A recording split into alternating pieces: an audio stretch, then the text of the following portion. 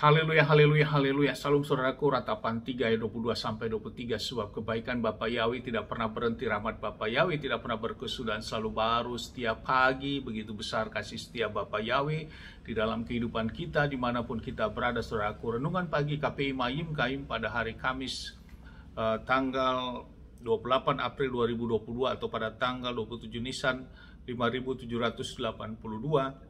Dan hari ini kita memasuki penghitungan Omer yang ke-12. Diambil dari kitab Imamat 12 ayat 2 sampai 5 yang berkata demikian, saudaraku. Berbicara kepada Bani Israel, katakanlah, ketika seorang wanita mengandung lalu melahirkan bayi laki-laki, maka ia menjadi najis selama 7 hari, seperti masa sakit haidnya. Ia menjadi najis, dan pada hari ke-8 kulit katan anak itu haruslah disunat. Ayat 4, dan selama 33 hari dia harus tetap tinggal dalam penahiran darah nifasnya, dan dia tidak boleh menyentuh barang segala yang kudus, dan dia tidak boleh masuk ke tempat kudus sampai menjadi genap masa penahiran. Ayat ke-5, dan apabila ia melahirkan bayi perempuan, maka ia menjadi najis selama 2 pekan, seperti masa haidnya, dan selama 46 hari, selama 66 hari ia harus tetap tinggal di dalam penahiran darah nifasnya. Saudaraku, perikop yang baru saja kita dengar adalah tentang penahiran setelah melahirkan. Bapa Yahweh menetapkan tentang ini, saudaraku, tentang waktu penahiran bagi wanita yang melahirkan.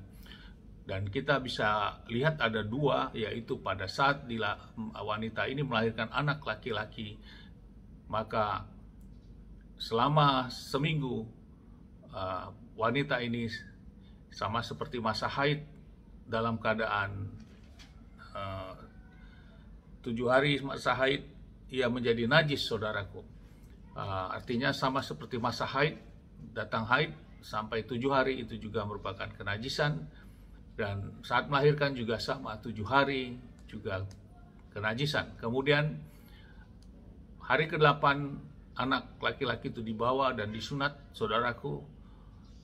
Dan selama 33 hari wanita ini harus dalam masa penahiran ini, saudaraku. Dan tidak diizinkan untuk masuk ke dalam menyentuh hal-hal yang berhubungan dengan perkakas-perkakas yang suci, atau masuk ke bait Elohim, saudaraku. Nah, sementara bila anak perempuan, waktunya adalah 2 minggu, saudaraku, masa penahiran, masa najis.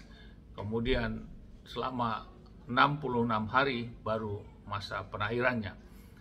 Saudaraku, ini diperintahkan Bapa Yahweh. Tentu Bapa yang mempunyai maksud hal-hal tertentu, saudaraku. Mengapa hal itu Bapa Yahweh tetapkan? Kembali lagi, saudaraku, bila kita tanya, tentu ini Bapa Yahweh yang berkehendak. Bagian kita hanya melakukan di dalam menjalani kehidupan kita saat ini, khususnya bagi pasangan muda-mudi ataupun kaum wanita yang akan melahirkan. Mari, saudaraku, kita kerjakan apa yang Bapa tetapkan di Torah ini. Nah, kita percaya apa yang Bapa tetapkan. Bapa punya tujuan, saudaraku. Kemudian yang kedua, tentang masa haid. Masa haid selama 7 hari itu merupakan kenajisan, sehingga kita, khususnya bagi suami istri juga hal ini harus tahu bahwa selama 7 hari itu adalah masa kenajisan. Nah, ini yang harus juga sama-sama dikerjakan dan dilakukan di dalam wujud ketaatan kita. Saudaraku, mari kita lakukan. Bila memang waktu-waktu yang diizinkan kepada kita terus diberikan untuk menjalani kehidupan ini dalam terus melakukan ketaatan, karena Torah harus kita kerjakan, saudaraku. Janji keselamatan tetap melalui Adonai Yeshua HaMashiach, Mesias kita, Juru Selamat kita. Namun untuk melakukan ketetapan-ketetapannya tetap kita kerjakan dan lakukan. Karena itulah wujud ketaatan kita dalam kita menghormati dan kita mengasihi Bapa Yahweh. Amin, haleluya. Sukses besar buat kita, maju terus dalam iman, dan kita tetap berjuang terus melakukan kehendak Bapa Yahweh dalam menjalani kehidupan kita ini. Di tempat ini saya berdoa dan kita sama berdoa, Bapa yang berkati melindungi kita semua dimanapun kita berada. Bapa yang menyinari wajahnya kepada kita, memberikan kita kasih karunia. Bapa yang menghadapkan wajahnya kepada kita, berikan kita damai sejahtera. Apapun yang kita kerja lakukan sepanjang hari, semuanya menjadi berhasil. Dan kita orang yang percaya kepada Bapa yang mau melakukan hukum perintah ketetapannya. Kita tidak dipermalukan janji firman, kita diberkati dan ada keselamatan yang diberikan bagi setiap orang yang percaya kepada Bapa Yahweh di dalam Adonai Yeshua Masih. Amin, haleluya. Shalom saudaraku.